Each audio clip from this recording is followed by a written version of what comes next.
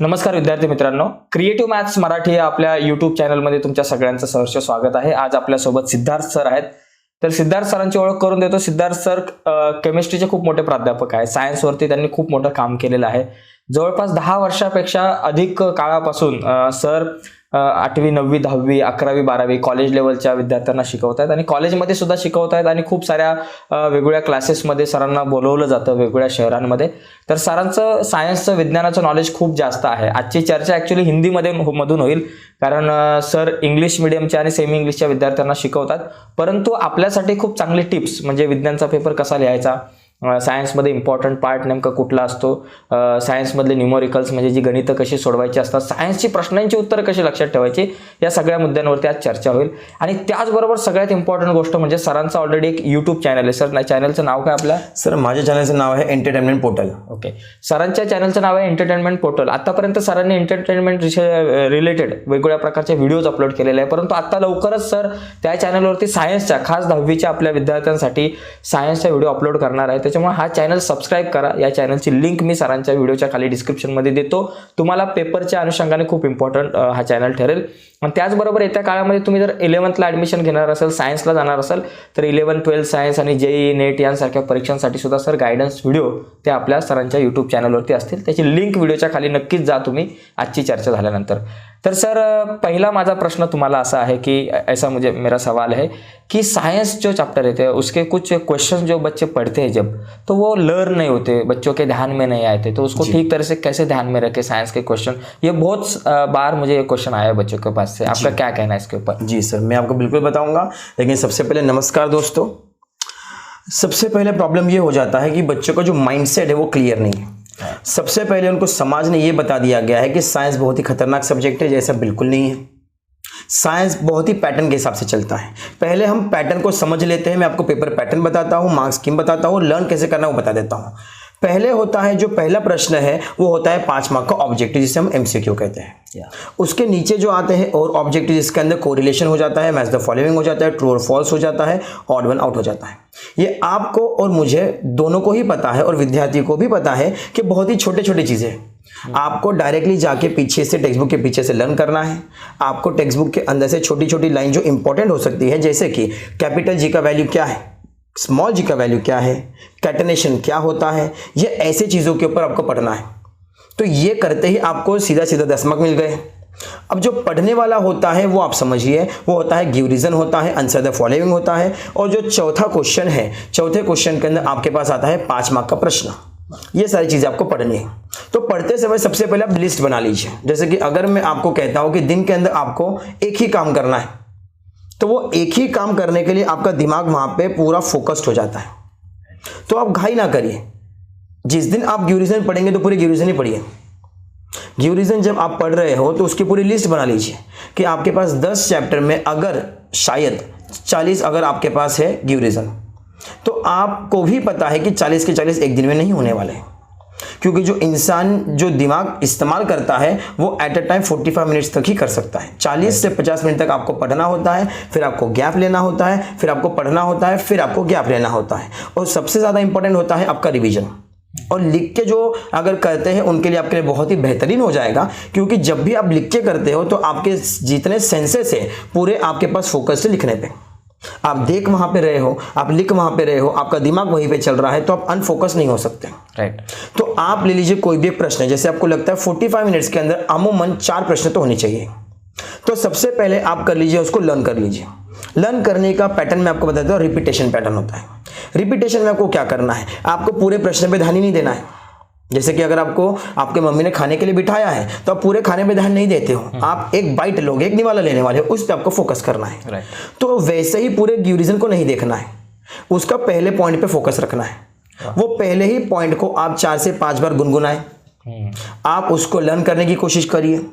जैसे ही आपको लगता है कि पहला पॉइंट हुआ तो आप दूसरे पे जाइए, दूसरा कर लीजिए, तीसरा कर लीजिए। ज़्यादा से ज़्यादा इसे करने के लिए 5 मिनट लगने वाला है। बराबर। जैसे ही आपका ये हो जाए, क्योंकि मैं आपको और एक बात बताना चाहूंगा कि सबसे ज्यादा प्रॉब्लम जो बोर्ड्स के अंदर होते हैं, क्योंकि बोर्ड्स के पेपर में चेक करता हूं, तो वहां पे प्रॉब्लम ये है कि बच्चे जो 2 मार्क्स के प्रश्न लिखते हैं उन्हें 2 नहीं मिलते, उन्हें मिलते हैं 1 या 1.5। तो ये जो आपने लर्न किया है, एक ब्लैंक पेज लिखिए, पूरा उसको लिखने की कोशिश कीजिए। अब इससे आपकी बढ़ती है रिकॉलिंग पावर।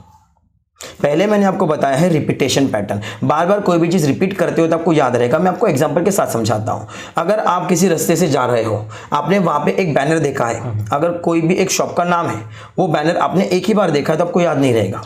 बट उसी रास्ते से अगर आप 10 बार जाओगे तो आपको याद रहेगा। तो वो एक बार पूरा जो आपने जो क्वेश्चन लिखा हुआ है, आंसर लिखा हुआ है, एक बार आप बिना देखे लिख लीजिए। अब खुद का टीचर खुद ही बनिए। जो आपके पास डाइजेस्ट में क्वेश्चन आंसर थे और आपने जो लिखा है वो दोनों को मैच कीजिए। इससे बढ़ेगा आपका परफेक्शन। मैच करते हैं आपको सारी हकीकत सामने आ जाएगी कि आपको ये लगता था कि अगर आपने लिख दिया है तो आपको मिलेंगे आउट ऑफ मार्क्स, जो कि अब नहीं होने वाला। दोनों ही केस के अंदर आप देखोगे, जो डाइजेस्ट का था और जो आपने लिखा हुआ है, उसमें कम से कम 2 से 3 शब्दों का हेरफेर होगा, वो आपके मार्क्स काटने वाले हैं। तो अब आपको क्या करना है, फिर से वो जो लिखा हुआ है बाजू में रखकर फिर से गिव रीजन को फिर से एक बार गुनगुनाना है। पहला जो लाइन था, दूसरा जो लाइन था, पढ़ लीजिए। इस बार गलती पे ध्यान दीजिए, अब गलती नहीं होनी चाहिए। तो अब दूसरी बार आपको लिखने की कोशिश करिए। मैं आपको मेरा एक्सपीरियंस बताता हूँ, जो 10 साल से मैंने ये बहुत बच्चों को रिकमेंड किया है। अगर ये 2 बार बच्चा लिख ले तो सबसे पहले बोर्ड के एग्जाम में जो 2 में से 2 मिलेंगे और बच्चा भूलेगा नहीं, क्योंकि अब उसको लिखने दिया गया है, उसने लर्न भी किया है, दोनों साइड से उसके दिमाग में बैठ चुका है। ये होता है लर्निंग का प्रॉब्लम। जी सर। यस यस, खूप छान पद्धतीने सर बहुत अच्छा बताया कि लर्न करते समय हमें पूरा जो बड़ा क्वेश्चन है उसके पास नाही, उसको नाही देखना, उसके छोटे छोटे पार्ट करणे है। तर छोटे छोटे मुद्दे आपण केले पाहिजेत, मोठ्या प्रश्नाचे छोटे छोटे तुकडे करून आपण त्या प्रश्नाकडे लक्ष दिलं पाहिजे। तर खूप चांगली गोष्ट सांगितली। सर से इजाजत लेके एक एग्जांपल देना चाहूंगा कि जब आपके घर में कलर मारने के लिए कोई इंसान आता होगा तो वो एक ही बार कलर मार के नहीं चला जाता। राइट, वो एक बार कलर मारता है, फिर वो रुकता है, फिर वो सूखने देता है, फिर एक बार कलर मारता है, फिर वो रुकता है, फिर एक बार कलर मारता है, तब वो ये जो कलर है पूरा बैठ जाता है। क्या बात। तो इसी प्रकार से आपके दिमाग के अंदर भी चीजें हैं। आप खुद ऑब्जर्व कीजिएगा। बहुत सारे बच्चे मुझे प्रश्न पूछते हैं कि सर मुझे याद नहीं रहता। याद क्यों नहीं रहता? क्योंकि वो चीज तुमने बार बार नहीं की है। राइट। अगर आप कोई भी चीज बार बार करते हो, जैसे कि पहले आपने इंस्टाग्राम चलाना सीखा था, फेसबुक आपने सीखा था, पहले ही बार में आपको नहीं आया। राइट। अगर आपको मैं आपसे बताना चाहूँगा सर, आपको अगर याद होगा तो हम उस जनरेशन के हैं जहाँ पे मोबाइल वो बटन वाला हुआ करता था। अभी मोबाइल आपके पास स्मार्ट हो गए हैं। तो पहले जब हम लोग इस्तेमाल करते थे हमको दिक्कत होती थी मैसेज टाइप करने में, लेकिन अब नहीं होती है। क्यों? प्रैक्टिस। सो इसका बेस है प्रैक्टिस। जितने बार आप प्रश्न को बार बार करेंगे, और मैं तो आपको ये भी बताऊंगा कि दिन भर में आपने 10 प्रश्न किए हैं तो दिन के आखिरी घंटे में अगर आप वो 10 प्रश्नों को फिर से रिपीट करेंगे तो ये बेहतरीन होगा, और दूसरे दिन की शुरुआत में फिर से रिपीट करेंगे तो ये और बेहतरीन होगा। क्या बात है, अच्छा हो सकता है। जबरदस्त। और दूसरी चीज़ है कि एक तो जो न्यूमेरिकल्स रहते हैं, कुछ मतलब मैथमेटिकल जो क्वेश्चन रहते हैं, मैथमेटिक्स म्हणजे शाब्दिक गणित आपण ज्याला म्हणतो मराठीमध्ये, तो वो न्यूमेरिकल सॉल्व करते समय बहुत सारे बच्चों को अड़चन आती है। तो उसके ऊपर क्या आप कह सकते हैं? जी, सबसे पहले ये समझ लीजिए कि गिव रीजन 10वीं के सारे चैप्टर में नहीं है। हाँ, न्यूमेरिकल कुछ चैप्टर में है, जैसे कि ग्रेविटेशन, और जो नॉलेज है उसके हिसाब से ग्रेविटेशन में से एक न्यूमेरिकल आता है। ओके। हीट में है, रिफ्लेक्शन में है, आपके पास स्पेस मिशन में है, आपके पास इलेक्ट्रिक करंट में। ओके। तो 5 में अगर कुल मिला के आप 4 भी पकड़ते हैं तो हो जाते हैं 16। सॉल्व एग्जाम्पल पकड़ते हैं तो हो जाते हैं 30। बाहर का तो वो नहीं पूछ सकते। कुछ बच्चों का ये कहना होता है कि सर हमें प्रश्न जो है बाहर से पूछा गया था। ओके। ऐसा बिल्कुल नहीं होता है। उन्होंने वही प्रश्न दिया है, डिजिट चेंज किया है। ओके। राइट। एक समय ऐसा होगा, आपके टेक्स्ट बुक में लिखा है ऐसा होगा कि आशीष की उम्र है 40।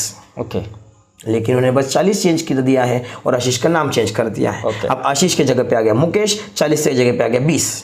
ओके। फॉर्मूला तो सेम ही रहा, गिवन तो सेम ही रहा। तो हालांकि मैं आपको बताना चाहूंगा कि न्यूमेरिकल जो हर किसी को प्रॉब्लम है, तो उससे समझाने से बेटर है कि मैं आपके बोर्ड पे आपको एक न्यूमेरिकल करके ही बता देता हूं, तो सारे ही बच्चों के लिए बहुत ही अच्छा हो जाएगा। ठीक है, तो हम इस वीडियो के एंड में सर हमें एक मैथमेटिकल क्वेश्चन सिखा के देंगे, तो बहुत अच्छी बात है sir, thank you so much इसके लिए। गुड।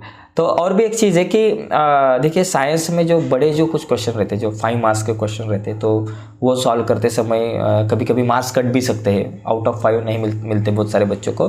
तो वहाँ आउट ऑफ 5 लाने के लिए और उस तरह के 5 मार्क्स के क्वेश्चन की प्रिपरेशन के लिए हमने कौन से चैप्टर पे ज़्यादा ध्यान देना चाहिए? किस तरह के क्वेश्चन का प्रिपरेशन करना चाहिए? सबसे चीज़ें पहले तो मैं आपको कुछ बड़े चैप्टर के और उसके जो इंपॉर्टेंट के नाम दे देता हूँ। उसके बाद में सहूलियत ये होगी कि मैं आपको सारे इंपॉर्टेंस ही दे देता हूँ। राइट। सारे इंपॉर्टेंस मैं आपको दे दूंगा, आप बच्चों से शेयर कर दीजिएगा। जो मेरा एक्सपीरियंस रहा है उसके हिसाब से जब भी मैंने 80 मार्क का अगर आपको दिया है साइंस में, साइंस 2 एक्चुअली, तो उसमें से लगभग 70 से ज़्यादा आता है। और इस बार भी आप ट्राई कर लीजिएगा, ठीक है। तो उसके लिए कुछ चीज़ें पहले बता देता हूँ। जैसे कि पहले चैप्टर में होता है आपके पास एक्सेलरेशन ड्यू टू ग्रेविटी, उसका डेरिवेशन है। तो वो डेरिवेशन को लिख के आपको करना होगा, क्योंकि लर्निंग पार्ट है नहीं। जो आपके पास स्टेप्स एज इट इज 2 से 3 बार लिखिए, हो जाएगा। आपके पास दूसरे चैप्टर में आता है मेरिट्स और डीमेरिट्स, पीरियोडिक टेबल के अंदर। तो इसके अंदर सबसे ज्यादा आने के चांसेस होते हैं डीमेरिट्स के। तो मेरिट्स और डीमेरिट जो आपके पास 3 पॉइंट है, उसको आप सरल समझ लीजिए। जब भी आप ऐसे जगह फंस जाते हैं जहां पे आपको बहुत बड़ा प्रश्न है, तो उस प्रश्न के टाइम पे आपको उसको समझना होता है। जैसे कि सार होता है, ठीक है। तो सार कैसे हो जाता है, वो पॉइंट को पढ़िए, आप उसको समझने की कोशिश कीजिए कि वो पॉइंट किसके ऊपर है।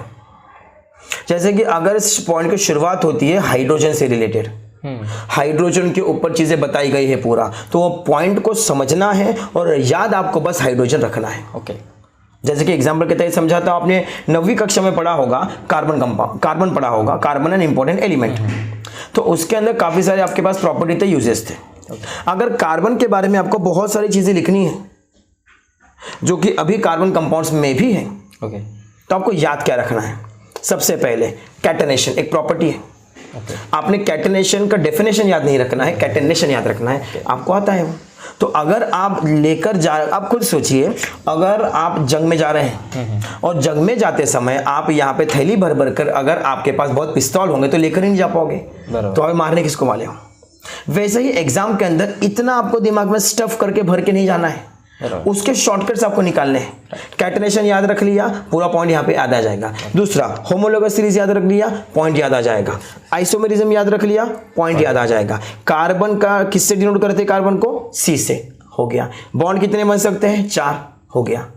तो अब आप सोचिए, अब आप पहले जो पूरे 5 से 6 पॉइंट पढ़ रहे थे, अब 5 से 6 पॉइंट पढ़ने ही नहीं है। अभी आपको बस क्या करना है, एक वर्ड याद रखना है, क्योंकि अगर वो वर्ड याद है तो आप उसके आगे के आपको महत्व चीजें पता है क्या लिखनी है। और इसी चीज को आप 2 से 3 बार अगर आप लिख के करते हैं तो ये बहुत ही आपको फायदेमंद रहेगा। प्रैक्टिस करेंगे, जितना प्रैक्टिस करेंगे उतना आपके लिए अच्छा होता है। और तीसरे प्रश्न के अंदर आपके पास जो 8 क्वेश्चन आते हैं जो कि 3-3 मार्क्स के होते हैं, और वो आपके पास हो जाते हैं 15 मार्क्स। वो आपके लिए स्कोरिंग होता है। उसके अंदर रिएक्शंस भी हो सकते हैं, न्यूमेरिकल्स भी हो सकते हैं, और बड़े प्रश्न भी हो सकते हैं। और चौथे प्रश्न में भी बड़े प्रश्न भी होते हैं। अगर आपके पास बड़ा प्रश्न है तो सारे बड़े प्रश्नों का आप लिस्ट बनाइए। जैसे कि मैं आपको चैप्टर वाइज बताता हूं।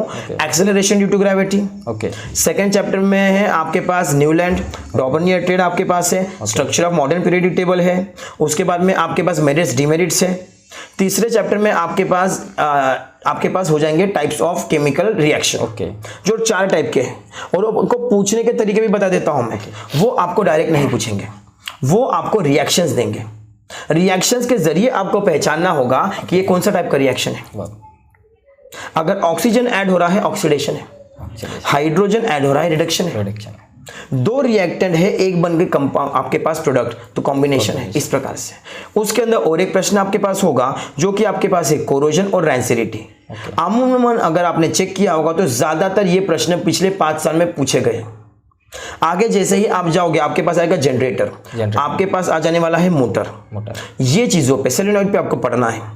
उसके बाद में आपके पास आता है रिफ्रैक्शन ऑफ लाइट, और आपके पास आता है हीट। उसके अंदर इंपॉर्टेंट है आपके पास होप्स एपैरेटस। होप्स एपैरेटस को पूछने के तरीके आपको बताता हूं मैं। आपके पास एक डायग्राम होगा, मैं सर से रिक्वेस्ट करना चाहूंगा कि जब ये चल रहा होगा तो उससे पहले होप्स एपैरेटस का अगर वो पिक्चर दिखा देते हैं तो बच्चों को समझ में ज्यादा बेटर से हम ट्राई करेंगे वो जी सर पिक्चर दिखा। जो आपके पास टेक्स्ट बुक है उसी से बेटर हो जाएगा सर। तो उसके बाद में आपके पास वो हो सकता है होप्स एपैरेटस जो है उसके ऊपर प्रश्न, या ग्राफ दिया हुआ है उस पे प्रश्न, या एक पिक्चर दिया हुआ है होप्स एपैरेटस का कि वहां पे पानी है, ऊपर पानी जमा हुआ, नीचे मछली है, तो जिंदा कैसे है। प्रश्न घुमा के पूछा गया। ठीक है, तो उसको पढ़ना है। ऐसे ही काफी चैप्टर है, मैं आपको सर इंपॉर्टेंस दे दूंगा इस चीज को लेके। लेकिन और एक महत्वपूर्ण आपसे बात रिक्वेस्ट करना चाहूंगा कि आप बच्चों को ये भी बताइएगा कि पढ़ना ही इंपॉर्टेंट नहीं है, सवाल पूछना इंपॉर्टेंट है। क्या बात है। किस प्रकार से बोर्ड्स ने सवाल पूछा है, मैं आपको एक चीज बताता हूँ, ये हम कुछ वास्तविकता से सीख सकते हैं। आपने बहुत सारे ऐसे पिक्चरों को देखा होगा या ऐसे सीरियल को देखा होगा जहाँ पे क्राइम होता है। हाँ, क्राइम बहुत ही सरलता से हो गया। यहाँ पे कोई झगड़ा हो गया कि कोई इंसान आ गया है, उसने उसको मार दिया है और वहां पे वो खून को पोंछ के निकल गया। लेकिन यही सरलता से पुलिस नहीं खोज पाती है। बोर्ड्स जो है सेम क्वेश्चन को घुमा के देगा। इसलिए हमको क्या करना होगा, अगर हमको कातिल पता है, अगर कातिल ने 2 से 3 खून किया है तो हमें कातिल के पैटर्न को ढूंढना होगा कि ये किस प्रकार से खून करता है। तो अगर आपके पास बोर्ड्स है तो हमें बोर्ड्स के पैटर्न को खोजना होगा कि किस प्रकार से उन्होंने प्रश्न पूछे जाते हैं। तो इसके लिए मैं रिक्वेस्ट करूंगा बच्चों से भी कि आप पिछले 4 से 5 साल के क्वेश्चंस को देखिए।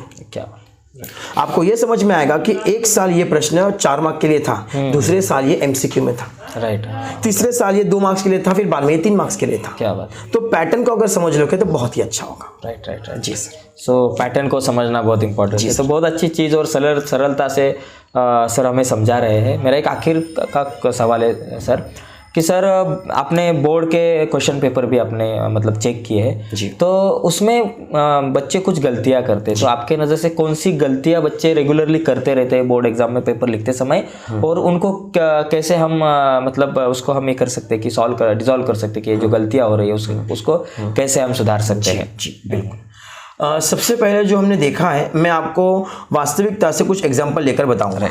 जैसे कि अगर ये पेपर हम नहीं चेक करेंगे, अगर ये पेपर हम दे देते हैं बच्चों को चेक करने के लिए, पहली बात आपको समझना होगा कि बेटा कि जो मॉडरेटर होता है उनको हजार पेपर आते हैं। 1000 पेपर उन्हें 10 से 15 दिन में चेक करना है, मतलब उनको करना है 100 से ज्यादा एक दिन में।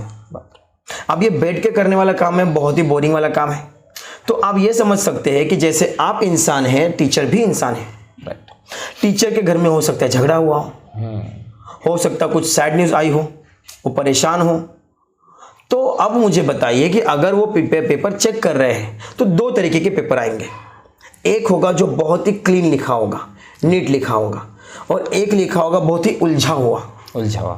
आप खुद ही बता दीजिएगा कि दोनों ही पेपर के अंदर आपको किसको देख के अच्छा लगेगा। आपका सरल जवाब होगा कि जो नीट और क्लीन है उसको, क्योंकि जो उलझा हुआ है, राइटिंग अच्छी नहीं है, उसने ठीक से अंडरलाइन नहीं किया हुआ है, ये सारे प्रॉब्लम हो जाते हैं। तो मैं यही कहना चाहूंगा कि जितना नीट और क्लीन आप लिख सके उतना लिखिए। बिल्कुल बहकावे में मत आइए कि ज्यादा जो सप्लीमेंट लेता है वो बहुत ही अच्छा इंसान है या उसकी बहुत ही इज्जत नहीं होती है, क्योंकि आप इरिटेट कर रहे हो टीचर को।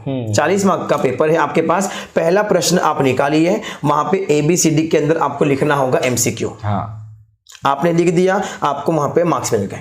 दूसरा पेज निकालिए, आप क्वेश्चन नंबर 1 का B लिख लीजिएगा, एक छोटे छोटे आपके पास है, तुरंत आपको मार्क्स मिल गए। क्वेश्चन नंबर 2 का A जब निकालते हैं कि रीजन, अभी आपके पास कुछ चीजें बता देना चाहूंगा जो शायद आपको पहले भी पता होगी। आप खुद सोचिए, आपके पास 100 पेपर चेक करने हैं, तो जो बोर्ड वाला चेक कर रहा है वो प्रेशर में, उनको अगर हम चीजों को परोस के देंगे तो बेटर होगा। अब परोस के कैसे देंगे? आपने लिखा है 8 लाइन ड्यूरेशन के, लेकिन आपने उसको पॉइंट्स में नहीं लिखा है, आपने लिखा है पैराग्राफ में, तो टीचर को सारा पढ़ना होगा, वो इरिटेट होगा। तो उससे बेटर क्या हो जाता है कि अगर आप उन्हें पॉइंट वाइज लिखते हैं तो सरलता आ गई है। ज्यादा आप एक लाइन के अंदर ज्यादा वर्ड्स को नहीं लिखिए, कम को लिखिए, तो खुला हो गया है। अगर आपके पास राइटिंग अच्छी है तो ये चीज़ हो गई है, और उसके अंदर बहुत सारे वर्ड्स इंपॉर्टेंट होते हैं।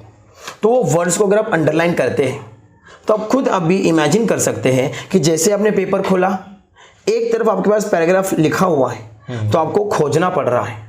खोजना पड़ रहा है। अगर खोजना पड़ रहा है तो और पड़ेगा, तो और अगर टीचर पढ़ते हैं तो उनके मार्क्स रिड्यूस करेंगे, क्योंकि उसका रीजनिंग गलती उनको ज्यादा मिलेंगी। बराबर। तो अगर आप दूसरा पेपर ओपन करते हैं, वहां पे आपके पास बहुत ही अच्छे अक्षरों के अंदर लिखा हुआ है, पॉइंट वाइज लिखा हुआ है, पॉइंट के अंदर भी अंडरलाइन करके हाईलाइट किया हुआ है, तो अब हमने टीचरों को परोस के दिया है। क्या बात? क्योंकि डायरेक्टली वो पॉइंट से पूरा कनेक्शन बन जाएगा। तो वो पॉइंट अगर उन्होंने पढ़ लिया तो उनको पता है कि क्या है इसके अंदर। ये पढ़ लिया तो ये मार्क्स कराने का सबसे अच्छा तरीका होता है। जितना क्लीन लिखेंगे उतना अच्छा होगा। आप एक्स्ट्रास को आप कंप्लीट करने की कोशिश कीजिएगा, वो आपके लिए अच्छा हो जाएगा। और सीक्वेंस में लिखने की कोशिश कीजिएगा, ये आपके लिए बहुत ही अच्छा हो जाएगा। जी सर, जबरदस्त sir, thank you so much. बहुत सारी चीज़ें आपने कही। अभी आखिरी जाते जाते हमारे बच्चों के लिए आप क्या कहना चाहोगे? मैं यही आपके लिए कहना चाहूँगा कि बेटा आपको बिल्कुल भी स्ट्रेस होने की ज़रूरत नहीं है। पहले इस चीज़ को समझ लीजिए कि ये बहुत ही नॉर्मल और कॉमन चीज़ है। कोई स्ट्रेस होने की, टेंशन होने की ऐसी कोई ज़रूरत नहीं है। टाइम पे सबसे पहले आप सोइए, क्योंकि आप जब एग्ज़ाम देने के लिए जाएंगे बेटा, अगर आपकी नींद पूरी नहीं हुई है तो आपको एग्ज़ाम में पूरे फोकस नहीं हो सकते। दूसरी बात, आप ज़्यादा से ज़्यादा पानी पीजिए, आपके लिए बेटर होगा। साइंस के अनुमान के हिसाब से मैं बोल रहा हूँ मैं, ज़्यादा से ज़्यादा जूस पीजिए, आपके लिए बेटर होगा। आपके डाइट में थोड़े दिनों के लिए चेंज लाइए, तब्दीली लाइए, क्योंकि ये आपके लिए भी महत्वपूर्ण है और हमारे लिए भी महत्वपूर्ण है। इससे आपको ज़्यादा नींद भी नहीं आएगी, आपकी तबीयत भी आपकी नहीं बिगड़ेगी। दूसरी बात ये हो जाता है बेटा कि आप रात को जागना कम कीजिए। अगर आप रात को जाग के पढ़ते हैं, क्योंकि एग्ज़ाम आपको जो देना है वो दिन में देना है। तीसरी बात ये होती है कि बोर्ड्स के अगर आप पेपर लाते हैं, बोर्ड्स के पेपर पे लिखना चालू कीजिए। मैं आपको ये बताना चाहूँगा कि एग्ज़ाम जो आपका है रिटन में है, तो आपको राइटिंग प्रैक्टिस करनी होगी। आप लर्न ओरली नहीं कर सकते। ये ऐसी ही बात हो गई कि आपका रनिंग रेस है लेकिन आप चलने की प्रैक्टिस कर रहे हैं, ये नहीं, मुमकिन नहीं बेटा। अगर आप वहाँ पे जाके दौड़ने वाले हैं तो आपको दौड़ने की प्रैक्टिस करनी है। क्रिकेट का अगर गेम है तो आपको क्रिकेट की प्रैक्टिस करनी है। तो ये जो आपके पास खेला है या जो खेल है या जो गेम है, ये लिखने का है। तो बोर्ड्स के पेपर खरीदिए, उसके ऊपर लिखने की कोशिश कीजिए, क्योंकि आपका जो पेपर होता है वो अलग है, बोर्ड्स का पेपर बहुत ही अलग है। उसके ऊपर अगर आप लिखते हैं, और दूसरी आपको बात कहना चाहूँगा कि आप 5 से 6 पेन लेकर रख लीजिए। सारे ही पेन को आप थोड़ा थोड़ा चला लीजिए। उसका रीज़न ये होता है, आपके पास कुछ ऐसे घर में लोग होंगे जो एग्ज़ाम के जस्ट पहले आपको बहुत सारे पेन ला के देंगे। यह बहुत ही गलत है। मैं आपको बताता हूँ कैसे। साइकिल की रेस चल रही है, आपने एक साइकिल पे आपने 3 महीने प्रैक्टिस किया हुआ है। साइकिल रेस के जस्ट पहले अगर नई साइकिल आपको दे दी जाती है, पहले ये समझ लीजिए कि मानसिक तौर पे आप उसके लिए प्रिपेयर नहीं है, ना ही वो साइकिल आपके लिए है, क्योंकि वो नई हो चुकी है। अब वो कैसी चलती है आपको नहीं पता, उसके गियर कैसे है आपको नहीं पता, और रोड के ऊपर उसका टर्न कैसे बैठेगा आपको नहीं पता। तो यही होता है पेन के साथ। 5 से 6 पेन लेके आप उसको इस्तेमाल कर लीजिए, और वही जो आपके पास जो पेन है लेके जाइएगा, उसी से आप लिखिएगा। ये हो जाती है, इससे प्रैक्टिस भी हो जाता है। और अगर आपको राइटिंग इंप्रूवमेंट कर रहा है, क्योंकि आपको लैंग्वेजेस के अंदर भी राइटिंग इंप्रूवमेंट करना होगा, तो अगर आप मेरी मानेंगे तो आप एक स्टॉप वॉच लगा लीजिए 3 मिनटों का। 3 मिनटों का स्टॉप वॉच लगा लीजिए और पेपर के ऊपर लिखना चालू करिए।